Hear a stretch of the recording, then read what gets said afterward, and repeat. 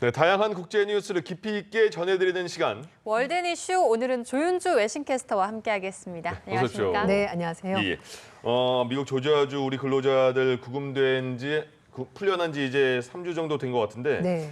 비자 제도 개선 방안을 위한 한미 워킹그룹, 한미 실무 그룹이 출범한다는데 그럼 네. 여기서 어떤 내용이 논의돼야 하는가? 우리 기업들의 피해를 최소화하는 게 가장 우선적이라는 생각이 들거든요. 네, 맞습니다.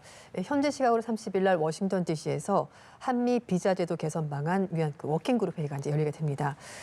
말씀하신 것처럼 이번 달 초에 우리나라 그 조지아주에 있는 우리나라 공장에서 근로자들이 무단으로 사실 잡혀가게 됐고요. 그리고 나서 일주일 만에 풀려나게 됐습니다만 이 사건 계기로 해서 우리나라와 미국이 비자 제도 개선 방안을 위해서 협의체를 가동하기로 합의했고요. 이제 이게 30일 날 회의가 열리게 되는 겁니다. 우리 쪽에서는 외교부 주한 미국 대사관 통해서 워킹그룹 구성, 안건 등을 협의했고요. 미국 쪽에서도 이제 국무부가 이제 얘기를 하면서 이민 정책을 총괄하는 국토안보부가 이제 주요 업무 부서 나와서 얘기를 할 것으로 보입니다. 일단 가장 현실적인 방안, 이것은 우리가 지금 B1 비자가 있거든요. 이게 단기 비자인데요. 이거를 좀 더 확대 운영하는 방안 논의할 것으로 보입니다. 뭐 법을 바꾸거나 그럴 필요가 없기 때문인데 일단 B1 비자의 가장 큰 약점이라고 해야 될 것 같습니다. 우리로서는 이게 그 상업적으로 전문적인 성격의 비즈니스 목적의 비자이기 맞긴 한데요. 그 급여를 받을 수가 없습니다. 그래서 이제 이거를 어떻게 좀 더 광범위하게 해석을 할 것인가가 논의가 될 것으로 보이고요. 그리고 나서 사실 우리가 원하는 것은 한국인을 위한 별도의 비자 E4를 원하거든요. 그래서 이거랑 전문 직용 비자인 H1B 비자, 이게 쿼터가 있습니다. 말씀드렸습니다만 85,000개 정해져 있어서 이거를 좀 확대하는 방안. 그래서 이거는 입법이 필요하거든요. 그래서 중장기적으로는 한국인을 위한 특별 비자 제도 신설, 그리고 전문가용인 H1B 비자를 신설하는 방안, 확대하는 방안, 이것을 장기적으로 논의할 것으로 보입니다. 일단 조지아주를 제외하고는 우리나라 공장들이 가동을 다시 시작했다고 하는데요. 단기 비자, 그러니까 B1 비자를 가지고 있는 인원들이 사실 그 출근하지 못하고 숙소에서 대기하고 있었거든요. 그러니까 경제 활동을 할 수가 없으니까. 그래서 SKO는 이미 가동 중인 조지아주 그리고 켄터키주에 있는 인력들에 대해서 공장으로 복귀라라고 조치를 취했고요. 그리고 테네시주에 건설 중인 공장도 B1 비자를 가지고 있는 사람들을 다시 투입을 했다고 합니다. 그 SK온 관계자에 따르면 미국 외교 업무 매뉴얼을 다 검토를 해봤더니 일단 B1 비자를 가지고 뭐 장비나 기계 설비, 유지 보수 이런 것들은 할 수가 있기 때문에 감독이 가능하기 때문에 일단 인원들을 투입하기로 했고, 그래도 혹시 모르니까 현장 모니터링도 추가하면서 일단 만반의 준비를 하고 있다고 밝혔습니다. 그 인디아나주의 GM과 스텔란티스와 합작 공장을 하고 있는 삼성 SDI는 건설 현장에서 현지 노동자들을 주로 고용을 했기 때문에 이 문제에서 좀 자유롭다고 합니다. 이번엔 일본 소식을 조금 짚어보겠습니다. 일본에서 자민당 총재 선거를 앞두고 주말 동안 후보들의 TV 토론이 열렸는데요. 이 당선이 유력한 걸로 알려진 다카이치 후보가 미일 무역 협정에 대해서 재협상 가능성을 좀 제기를 했습니다. 그런데 지금 일본은 무역 협상에 서명을 한 상황이잖아요. 맞습니다. 이게 좀 현실성이 있는 건가요? 약간 이건 어쩌면 표를 의식한 발언이 아닐까라는 생각이 들기도 하는데 트럼프 대통령이 받아주겠어요, 이거. 맞습니다. 맞습니다. 사인을 다 했기 때문에 이걸 뒤집는 게 사실상 좀 현실적으로 어려운 상황인데요. 그럼에도 불구하고 어제 휴지 TV 토론회에서 자민당 총재 후보 5명이 이제 토론에 임했는데요. 사회자가 물어봤습니다. 미국과 합의한 5,500억 달러 규모의 대미 투자 합의에 대해서 불평등한 요소가 있다고 생각하십니까?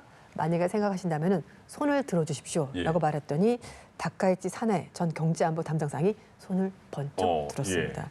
얘기를 한 것이 이 투자 운용 과정에서 만약에 일본의 국익을 해칠 가능성이 있는 불평등한 부분이 만약에 발견이 된다면 확실히 이야기해야 된다. 재협상 가능할 것 같다. 이렇게 말했습니다. 지금 다카이치 후보와 양강 구도를 이루고 있는 사람이 바로 고이즈미 신지로 농림수산상인데요. 하지만 농림수산상은 이번 합의가 그렇게까지 불평등하다고 생각하지는 않는다라고 말하면서도 협상 결과는 평가받아야 될 것 같다라면서 약간 좀 중간자적인 입장을 밝혔습니다. 그리고 다카이치 후보는요, 시마네 현의 다케시마의 날 행사에 대해서 차관급이 아니라 장관급이 참석해야 된다라고 얘기를 한 겁니다. 지금까지는 차관급이 참석을 했었거든요. 그런데 다카이치 후보는 그 자민당이 공개한 그 토론회에서 사실 이제 독도를 일본은 다케시마라고 부르지 않습니까? 그래서 이 독도 문제에 대해서 장관이 참석하는 것이 좋지 않겠냐라고 말하면서 예. 눈치 볼 것 없다. 모두가 일본 영토라는 것을 알아야 되지 않겠습니까?라고 얘기를 한 겁니다. 이것도 바로 잡아줘야겠네요. 네. 예. 근데 2013년부터 지금 13년 연속으로 해서 다케시마넬의 차관급을 일본 정부가 보내는데요. 다카이치 후보는 한 발 더 나아가서 장관급을 보내야 된다라고 얘기를 하는 겁니다. 예. 근데 사실 다카이치 후보는 그 신사에도 참배한 적이 있었기 때문에 네. 진짜 좀 극우고 여러 그러네. 면에서 좀 문제가 많은 발언 그리고 자신의 극우 성향을 숨기지 않고 아주 과감하게 얘기를 하고 있습니다. 예. 지금 이 지지율 조사에서 다카이치 후보 말고도 좀 높은 지지율을 보고 있는 후보가 이른바 뭐 펑클색자로 유명한 맞아요. 고이즈미 후보인데 이게 과반 투표자가 나오지 않으면 결선 투표를 치를 수도 있다고요? 네, 맞습니다. 고이즈미 전 총리 아들입니다. 네. 고이즈미 신지로 농립산상이 지금 다카이치 후보와 사실 막상막하 30% 초반, 20% 후반 이렇게 두 사람이 왔다 갔다 하고 있는데요. 예. 다카이치 후보는 일본 최초의 여성 총리 네. 노리고 있고요. 그리고 고이즈미 신지로는 펀쿨색을 내세워서 최연소 총리를 노리고 있습니다. 지금 그 총재로 당선이 되려면요, 국회의원이 295명 그리고 당원이 295표 해서 총 합쳐서 590표인데 이 중에서 과반을 차지하면은 총재가 되는 건데요. 예. 지금 지지율만 보더라도 30% 초반, 20% 후반 이렇게 되기 때문에 두 사람 중에서 1차 투표에서 과반을 차지할 가능성이 좀 낮습니다. 그래서 결선 투표를 갈 거다라고 얘기하는데요. 일단 지금 예선 투표에서 상위 1, 2위, 그러니까 표를 가장 많이 얻은 두 사람이 결선 투표에 진출하게 되는데요. 예. 결선 투표는 1차 때와는 달리 국회의원 295표에다가 각 지방, 그러니까 자치단체인 도도부원에 한 표씩 주거든요. 그래서 47표를 합쳐가지고 거기서 이제 과반을 얻게 되면은 당선이 되는 겁니다. 예. 사실 그 다카이치 후보가 작년 자민당 총재 선거에서 성적이 굉장히 좋았거든요. 네. 근데 결선 투표에서 이시바 시게로 총리에게 밀려서 떨어졌습니다. 그랬군요. 그래서 이번에도 좀 선방하지 않을까라는 예상이 있긴 한데요. 근데 이제 사실은 부동표가 문제입니다. 예. 국회의원들 중에서 약 20%가 아직까지 정확한 지지 후보를 말하지 않은 상황인데요. 지금 현재로서는 295표 가운데 30%의 국회의원들이 고이즈미 신지로 지지한다를 밝혔고 예. 나머지 20%가 아직 입장을 밝히지 않았기 때문에 이 20%의 부동표가 어디로 가느냐에 따라서 향방이 갈릴 것으로 보입니다. 예. 누가 되냐에 따라서 또 한일 관계도 또 네. 어떻게 변화가 될지도 궁금해지고요. 맞습니다. 이란이 비핵화 합의를 준수하지 않아서 유엔의 대이란 제재가 10년 만에 복원됐다고 해요. 이란은 네. 뭐 당연히 반발하겠고 지금 상황은 어떤 거예요? 네. 2015년 체결된 핵협정을 어겼다면서 영국, 프랑스, 독일 세 개 나라가 유엔 제재 복원 절차에 들어가서 현지 시각으로 28일부터 대이란 유엔 제재가 복원이 됐습니다. 예. 10년 만인데요. 다만 이란은 물론이고 유엔 안전보장이사회 상임이사국 러시아가 제재 복원을 강력히 반대를 하고 있기 때문에 예. 또 뿐만 아니라 서방과 이란 모두가 협상 가능성을 열었기 때문에요. 일단은 좀 완전히 뭐 제재가 복원됐다라고 말하기는 곤란한 부분이 있습니다. 예. 28일 0시 우리 시각으로 28일 오전 9시부터 제재가 복원이 되긴 했는데요. 내용은 이란의 석유 그리고 은행 금융 부분에 대한 제재 조치가 있고요. 이것 외에도 무기 금수 조치, 우라늄 농축 재처리 금지, 탄도미사일 관련 기술 이전 활동과 이런 것도 다 금지가 되고요. 뿐만 아니라 이란의 개인, 기관에 대해서도 전 세계 자산이 동결되고 여행도 금지가 되는 겁니다. 예.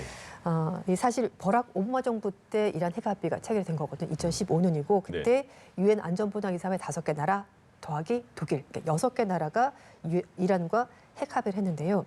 핵심적인 요소는 이란이 핵 농축을 하지 않는 대가로 여러 가지 경제 제재를 하지 않겠다라는 거였는데 예. 혹시라도 지키지 않으면 어떡하냐라고 해서 이제 조항을 만들어 놓은 거죠. 네. 근데 결과적으로 이란이 이제 핵 합의를 어기면서 결국은 제재 조항이 복원이 된 건데요. 예. 양측의 주장이 다릅니다. 그러니까 유럽과 독일, 그러니까 미국 같은 경우는 이란이 합의를 지키지 않았기 때문에 문제가 된 거다라고 얘기를 하고 있고요. 이란 쪽에서는 오바마 정부 때 체결했던 핵 합의를 트럼프 정부 때 미국이 일방적으로 탈퇴를 해버렸거든요. 예. 그러니까 그때 이미 합의가 깨진 거다. 즉 이란이 먼저 깬 것이 아니라 미국이 먼저 깼기 때문에 그 이후 활동에 대해서는 이란도 할 권리가 있다라고 주장하는 겁니다. 예. 근데 가장 핵심적인 것이 우라늄 농축, 그러니까 이란은 늘 말하는 것이 민간용이다, 발전용이다라고 얘기하고 있고 서방에서는 그걸 가지고 결국은 핵무기를 만들려고 하는 것 아니냐라고 의심을 하는 건데요. 예. 그래서 기준이 있었습니다. 양측이 합의를 했었을 때 이란은 최대 3.67%로 농축한 우라늄을 300kg까지만 가질 수 있다라고 합의를 했고 그 대가로 경제 제재를 풀어준 건데요. 예. 미국이 탈퇴하고 나서 이란은 그걸 넘긴 거죠. 거의 뭐 9,000kg까지 비축량 늘렸고요.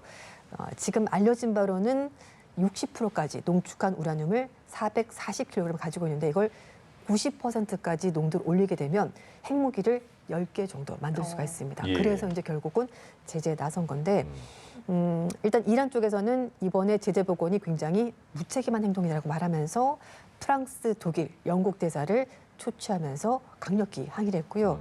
또 이란 외무장관은 안토니오 구테르스 사무총장에게 연락을 해서 제재 시행을 멈춰달라라고 요구를 했습니다. 예. 그리고 안보리 상임이사국 러시아가 제재 복원이 불법이라고 규정을 했고요. 또 이 복원이 된다고 하더라도 집행이 제한적일 것이라는 얘기가 나오고 있고 또 이란과 서방국 모두가 대화처는 아직 열어뒀습니다. 그렇기 때문에 협상 가능성은 아직 남아 있습니다. 예. 이번엔 미국으로 가보겠습니다. 네. 트럼프 일기 당시였던 지난 2020년 흑인 남성 조지 플로이드가 체포 과정에서 사망한 이후에 네. 미국에서 인종차별 항의 시위가 몇 달간 이어졌었는데 이번에 FBI가 당시 시위에 참여했던 요원들을 무더기로 해고했다는 소식이 있더라고요. 네, 맞습니다. 그 조지 플로이드는 흑인 남성이고요. 백인 경찰이 조지 플로이드를 체포하는 과정에서 무릎으로 그의 목을 눌렀습니다. 네네. 그래서 이제 결국 사망했는데 거기에 항의하는 의미로 사람들 시위할 때 무릎을 꿇고 시위를 했었는데요. 네. 그 인종차별에 반대하는 시위에서 이렇게 무릎을 꿇고 시위를 벌였던 FBI 요원들이 대거 해고가 됐습니다. 그래서 이제 뭐 일단 지금 나오는 얘기는 트럼프 정부가 그 다양성, 형평성, 포용성 정책을 폐기하는 과정에서 이렇게 좀 인종차별적인 시위라든지 이런 것들 좀 반대하면서 결국 정부 기관에도 그런 압박을 가하는 것으로 보이는데요. 그러니까 이 FBI 요원들이 그때 사망 사고 낸 거에 대해서 좀 미안한 마음도 있고 그런 네. 것 때문에 동참하느라고 무릎 꿇었다는 거잖아요. 네. 근데 그 사람들을 잘랐다는 네, 거죠. 맞습니다. 예. 그러니까 이제 그런 시위가 있으면은 사람들이 그 항의하는 의미로 무릎을 꿇고 시위를 벌였는데 FBI 요원들도 그 시위에 동참을 그렇죠. 하게 된 예. 겁니다. FBI 요원 협회 측에서 그래서 입장을 밝혔습니다. 연방법을 무시하고 숙련된 수사관들을 강제로 쫓아내게 되면은 결국 FBI가 약화되는 것이다라고 반대를 하고 있고요. 예. 그리고 FBI 국장에 대해서도 법적 절차를 따르지 않고 요원들을 해고한 것은 법을 다시 위반하는 것이라면서 국장도 강력히 비판했습니다. 예.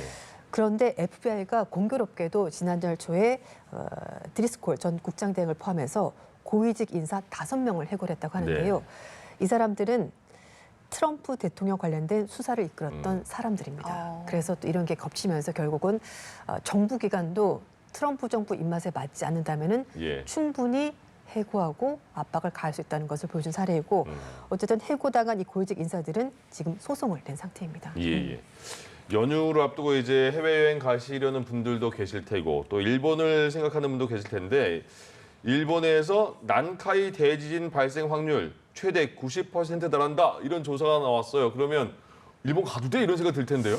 네, 사실 이게 원래는 80% 확률이었는데요. 예. 이걸 60에서 90%로 확률을 좀 넓혔고요. 그리고 또 하나는 20에서 50%일 수 있다. 그러니까 두 가지 옵션이 나왔습니다. 너무 다른데. 네, 그렇죠. 예. 이제 왜냐하면은 난카이 대지진이 80%라고 이제 얘기를 했던 이유가 기존에 에도 시대 때 2차례 난카이 대지진이 있었거든요. 예. 그때 문서를 근거로 해서 80%다라고 얘기를 한 겁니다. 그런데 이 문서를 검토해봤더니 너무 과거 문서였기 때문에 정확치가 않은 부분이 있었고요. 그래서 그런 부분을 제외하고 다시 검토를 해봤더니 60에서 90%다라고 나온 거고요. 예. 또 하나는 난카이 지진 말고 그냥 일본에서 발생했었던 일반적인 지진을 고려했을 때는 20에서 50% 정도밖에 되지 않는다라는 예. 얘기 나왔습니다. 근데 그럼 둘 중에 뭘 믿어야 되느냐? 어디가 예. 어떻게 해야 돼요? 가요 말아요? 어떻게 해요? 그래서 일본 지진협회 측에서도 뭐가 더 맞다라고 말하기 곤란하다. 이렇게 얘기를 했습니다. 그럼 올라보면 보고 말라면 말라는 건가? 네, 그렇죠. 그런 셈입니다. 알겠습니다. 개인이 책임져야 될 것 같은데 어쨌든 그래서 어쨌든 혹시라도 많이 발생을 한다면 엄청난 피해가 발생할 거기 때문에 예. 조심하는 게 좋지 그쵸, 않겠습니까? 맞아요. 예. 네, 굳이 위협을 무릅쓸 필요는 그렇죠. 없을 것 같습니다. 네. 네. 또 오늘부터 중국인 단체 관광객의 무비자 입국이 시행되는데요. 네. 다음 달 1일부터 중국 최대 명절 국경절이 시작돼서 좀 기대감이 클 것 같은데 네. 이 부분에서 짧게 이야기해 네. 주시죠. 다음 달 1일부터 7일까지가 국경절이고요. 이제 중국 관광객은 3인 이상일 경우에 이제 비자 없이 우리나라에 15일간 그리고 제주는 30일간 머물 수가 있습니다. 예. 뭐 면세점, 백화점, 편의점 아주 이제 준비를 단단히 하고 있다고 네. 하는데요. 경품 회사까지 마련하고 있습니다. 그래서 최대한 100만 명 정도 오지 않겠는가라고 얘기를 하고 있는데요. 작년 10월 달에 39만 명 왔거든요. 그래서 그것보다는 훨씬 많이 오지 않을까 싶은데 이게 예. 발표가 좀 늦었어요. 8월 달에 이거 이제 준비를 하면서 그동안에 이제 사실 관광은 미리미리 좀 준비하기 때문에 네. 예. 100만 명까지는 좀 힘들지 않을까? 아. 하지만 어쨌든 지금 뭐 명동이나 뭐 강남역이나 홍대 가보시면 맞죠. 아시겠습니다만 네.